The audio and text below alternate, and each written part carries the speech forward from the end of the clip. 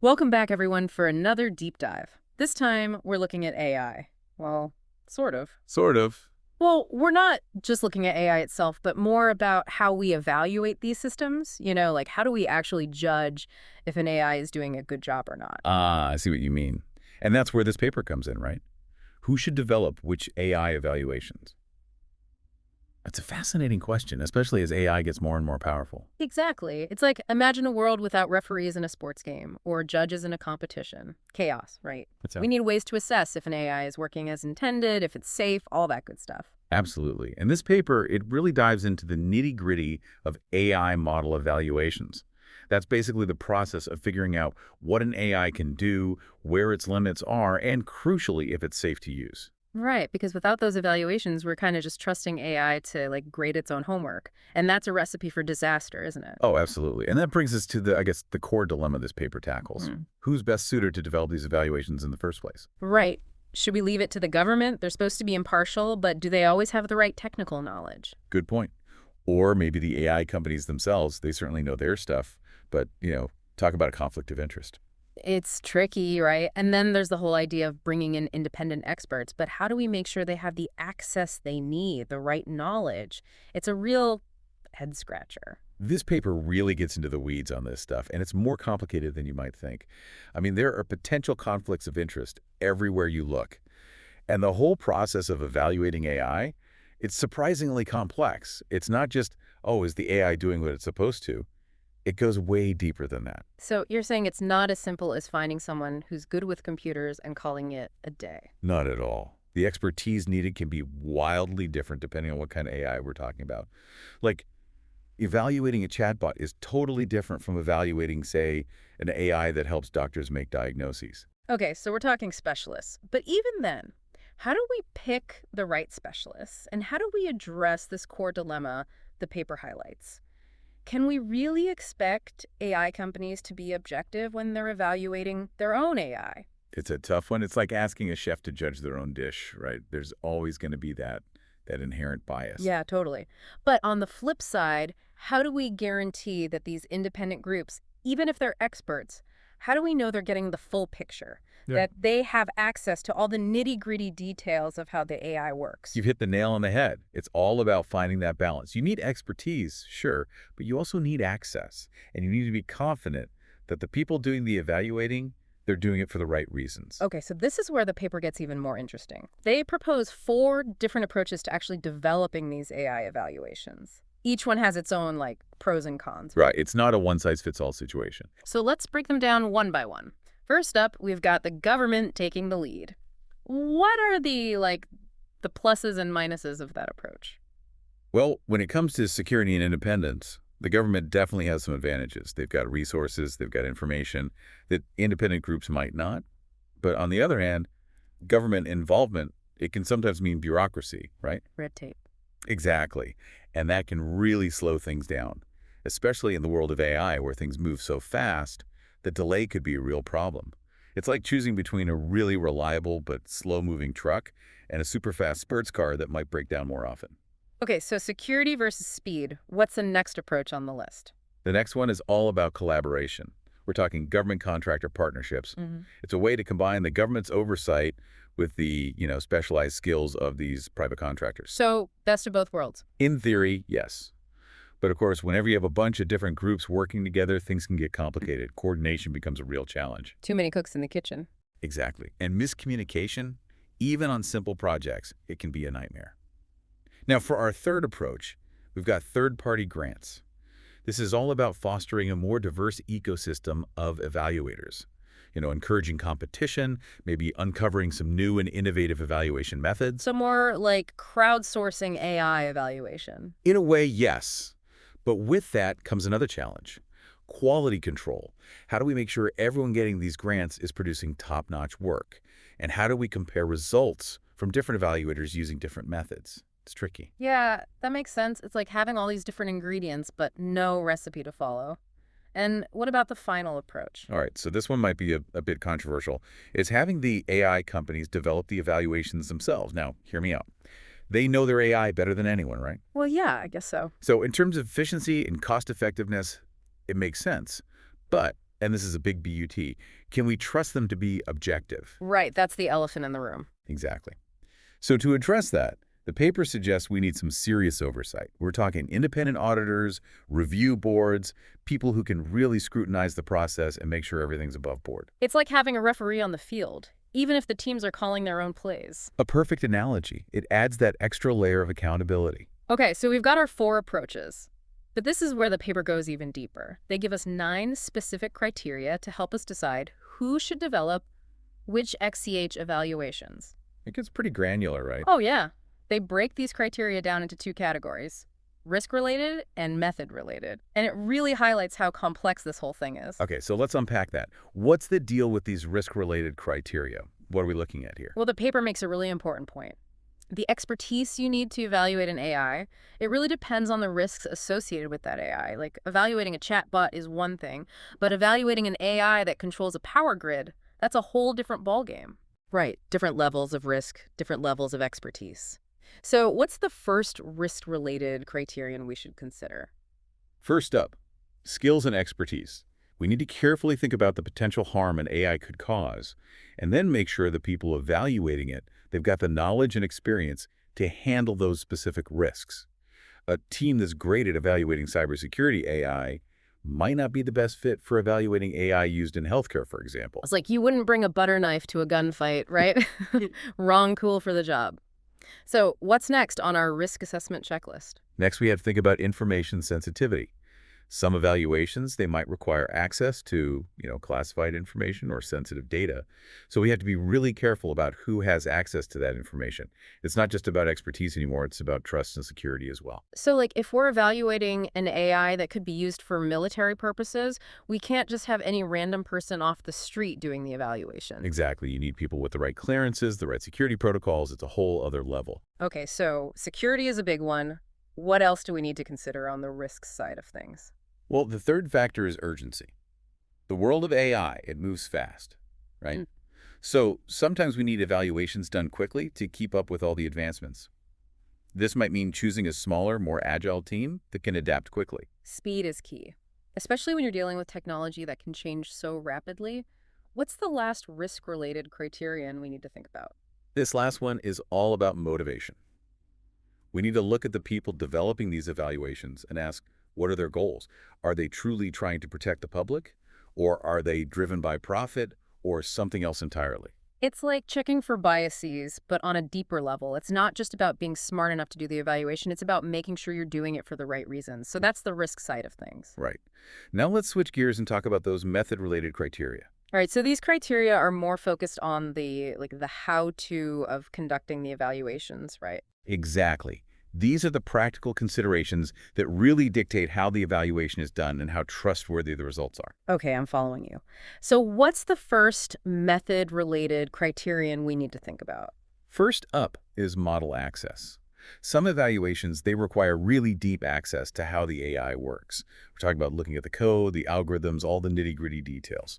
But wouldn't companies be hesitant to give that level of access? It's like sharing their secret recipe, isn't it? Oh, absolutely. Companies invest a lot of time and money into their AI, so they're naturally protective of their intellectual property.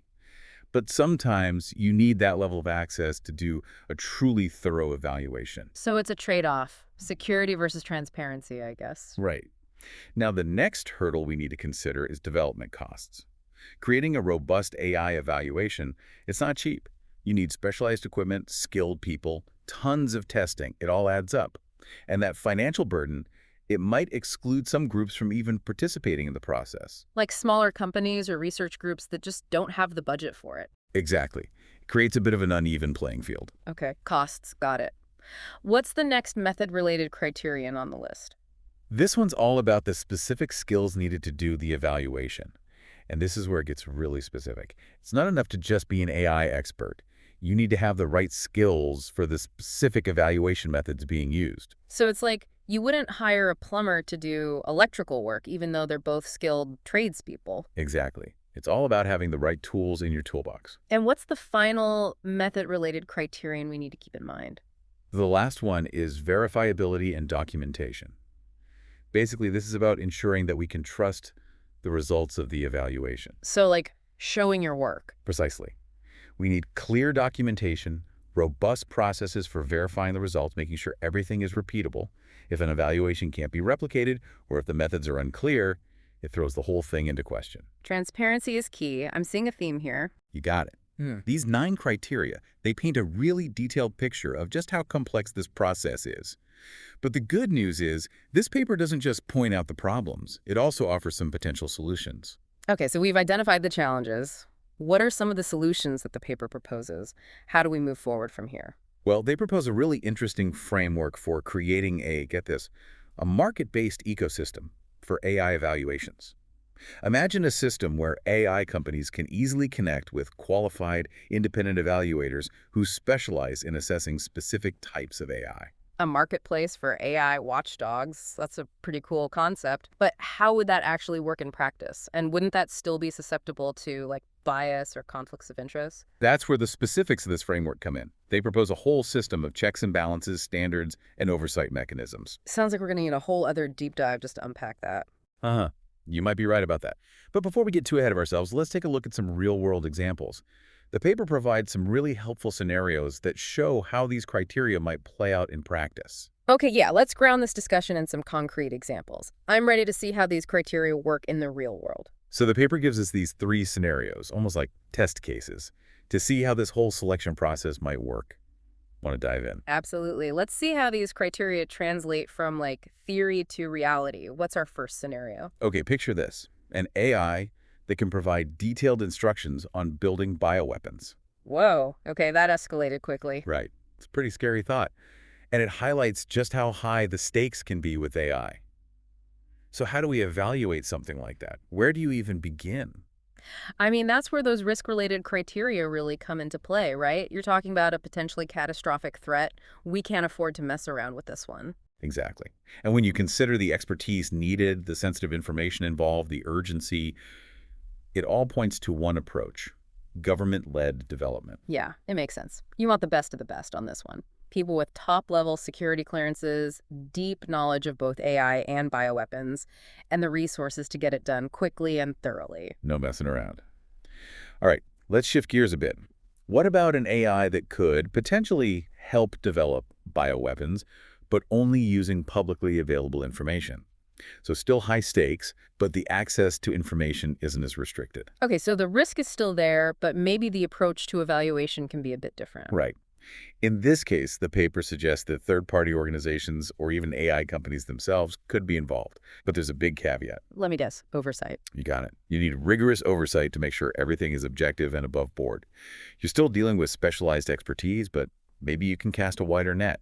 Bring in folks from academia, maybe even from the AI companies themselves, as long as there are those strong controls in place. So it's about finding that sweet spot, right? The right expertise, but with safeguards to prevent misuse. What's our third example?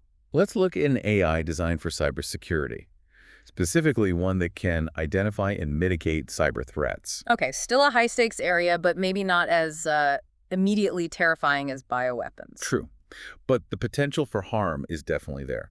Now, here's the interesting thing.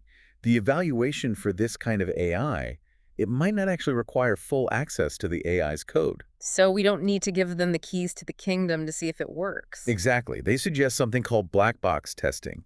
It's where you assess the AI's behavior and its responses to various threats, but you don't actually need to see the inner workings. It's like testing a car's performance without needing to know how the engine is built. I like that analogy. So if we're not peeking under the hood, does that mean we can involve a broader range of evaluators? Absolutely. Because you don't need that deep level of model access, it opens up the possibilities. You could have independent organizations, universities, specialized cybersecurity firms all contributing to the evaluation. More perspectives, more expertise. I like it. Okay, so these 3 examples, they really show how much nuance is involved in this whole decision-making process. Right. It's not a cookie-cutter solution. Every situation is unique, and we need to carefully consider the risks, the methods, and the expertise to make sure the evaluation is thorough and reliable. But remember, this paper isn't all doom and gloom. We talked earlier about solutions, and the paper actually lays out a pretty detailed framework for how to build a more trustworthy system for these AI evaluations. Right. It's not just about pointing out the problems. It's about offering a path forward. And they propose this really interesting idea: a market-based ecosystem for AI evaluations. It's about creating a system that's sustainable, adaptable, that can actually keep up with the rapid pace of AI development. A market-based ecosystem. Okay, I'm intrigued. Paint me a picture. How would that work in real life? Imagine a space where AI companies can easily connect with qualified, independent evaluators. And these evaluators, they'd specialize in specific types of AI, almost like niche experts. So like a specialized matchmaking service for AI and its evaluator. Exactly. And these evaluators, they'd be vetted, accredited, held to a high standard. They'd use standardized tools and methods so you could actually compare evaluations across different AI systems. It's about incentivizing quality, transparency, and accountability. So it's not just a random list of people who say they're good at AI. There's a structure, a framework to ensure that these evaluations are actually meaningful. You got it. The paper outlines 5 key measures that could help build this ecosystem. And they touch on everything, providing tools and resources, setting clear standards, ensuring legal protection for evaluators, and of course, promoting transparency. Okay, you've definitely piqued my curiosity. Let's break down those 5 measures. What's the first step in building this AI evaluation utopia? First things first, give the evaluators the tools they need to do their jobs well. Think open source evaluation tools, research APIs that give them controlled access to AI models for testing, even funding opportunities for academics and researchers working on new evaluation methods. So like equipping the good guys with the best weapons to fight the bad AI, or at least to identify the potential risks before they become problems. Exactly. Give them what they need to succeed. Now, the second measure is all about setting standards. We need a common language for talking about AI safety and performance. That means developing standardized metrics, testing protocols, reporting formats. Consistency is key here. It's like having a rule book for the game of AI evaluation. Everyone's on the same page using the same playbook. Exactly. Now, measure number 3 is all about legal certainty and accreditation. We need to make sure independent evaluators feel safe and supported. So that means clarifying things like legal liability, protecting intellectual property rights, and establishing a clear accreditation process. So it's like we're not just relying on goodwill and good intentions. We're building a system that incentivizes good behavior and protects the people doing this important work. Precisely. Now, this fourth measure is really interesting. It involves governments actually stepping in as intermediaries. They would help connect AI companies with qualified third-party evaluators. So the government's playing matchmaker. I like it. Right. It helps address that potential conflict of interest by bringing in a neutral party to help select the evaluators. And lastly, the fifth measure focuses on transparency and information sharing. They're proposing mandatory reporting for evaluations done in-house by companies and mechanisms for sharing best practices and lessons learned across the entire industry. So even if a company evaluates its own AI, the results aren't just kept secret. They have to be made public, which means more eyes, more scrutiny, and hopefully better outcomes. Transparency is key, like you said earlier. It creates accountability. And that brings us back to this idea of a market-based ecosystem. It's ambitious, sure, but it has the potential to address so many of the challenges we've talked about. It's a vision worth striving for, wouldn't you say? A future where AI is developed responsibly, ethically, with careful consideration for its impact on society. But are we being too idealistic here? Is this actually achievable? I feel like we've just scratched the surface here, but man, we've covered a lot of ground in this deep dive. We have. It's a dense topic, but a crucial one, right? Mm-hmm. I mean, these AI evaluations, they're not just some academic exercise. They're about shaping the future, making sure these powerful technologies are used for good. Exactly. So let's do a quick recap, kind of like a TLDR for our brains. Love it. So we started by talking about why AI model evaluations are so important in the first place. They help us understand what AI can do, where it might go wrong, and how we can make sure it's used safely and ethically. Right.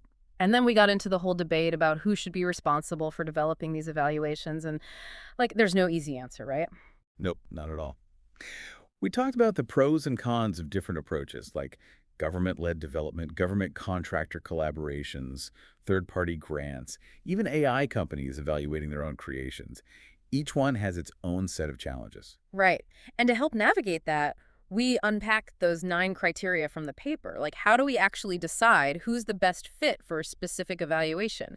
We have to think about the risks, the methods, the expertise, the whole shebang. We even looked at those real-world examples, which I thought were super helpful. Like, okay, here's a specific scenario, an AI that could be used to develop bioweapons.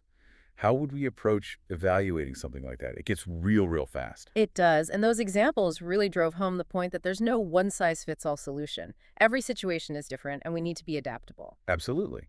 And then, of course, we got to the really exciting part, this idea of a market-based ecosystem for AI evaluations. The AI watchdog marketplace.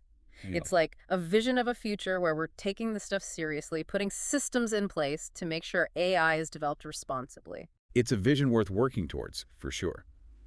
But it's not going to happen overnight, and it's not going to happen without, a lot of collaboration and effort from everyone involved. It's like we said earlier, we're kind of building the plane as we're flying it. The AI landscape is constantly changing, so we need to be flexible, we need to keep learning, and we need to keep asking these tough questions. And that's where you, dear listener, come in.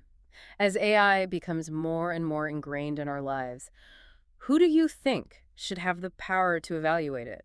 The government? The companies developing it? Independent experts? It's a question worth pondering, and there's no easy answer. It's a conversation we all need to be a part of. Because ultimately, this isn't just about technology. It's about the kind of future we want to build. A future where AI is used to benefit humanity, not to harm it. So keep learning, keep asking questions, and keep pushing for a better, more ethical AI-powered world. And until next time, keep diving deep.